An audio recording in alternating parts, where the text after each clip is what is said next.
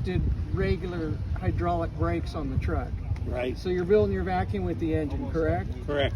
So you have to be constantly pulling vacuum to be able to charge those tanks back there with check valves to hold the vacuum. Right. That takes quite a long time. You got to be on the road for a while, or I mean, how fast does that vacuum? How long does it take to get that vacuum built back there? Builds up quick. Really? Yeah. I'd say that the vacuum builds up quicker than air. How well did the brakes work? Not worth a shit. if you can imagine, I try to explain it to people, if the way you're getting the brake shoe to come in contact with the brake drum is by creating a vacuum in the diaphragm, and that vacuum goes, and that it is all the force that you've got to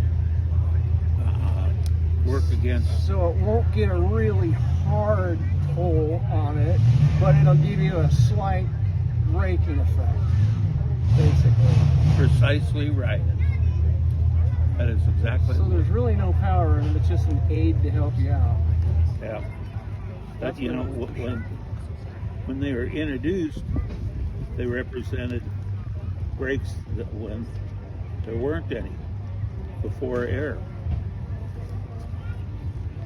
It's about equal to probably 20 pounds of applied air at the max. Yeah. When you think about the, right now at sea level, we got 15 psi around us. Yeah. You're not going to get all 15 psi of vacuum. You're only Oh, gonna get vacuum about 10. works with atmosphere. Yeah, it's God, atmospheric so pressure. you can't. You're taking the pressure away. We've got 13 pounds around us right now. And if you can pull 10 pounds of that away You're with max. manifold, that's max. But when you think about the can size, is a lot bigger on those cans than it is for an air pressure. I would guess it probably feels like about 20 or 25 pounds of applied air on a braking system, which is And plenty enough to stop. And the brake drums, the brake Yeah. cans, Yeah, they're diaphragm. bigger, so you get more force. Yeah. But yeah, you got plenty enough to stop.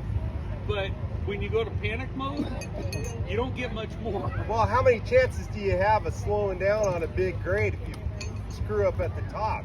You're done, aren't The you? real deal is if you get it neutral and the motor dies, because you dead. lost your vacuum source.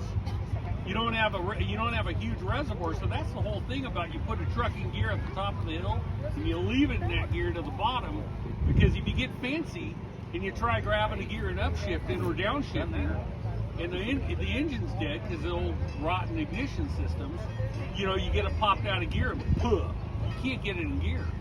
You just lost your vacuum source, and woohoo, on a windy road. Perspective. You know, an old 66 type of thing, or the Tell old my dad Grapevine. what you're working on, Rob. He'll really like that.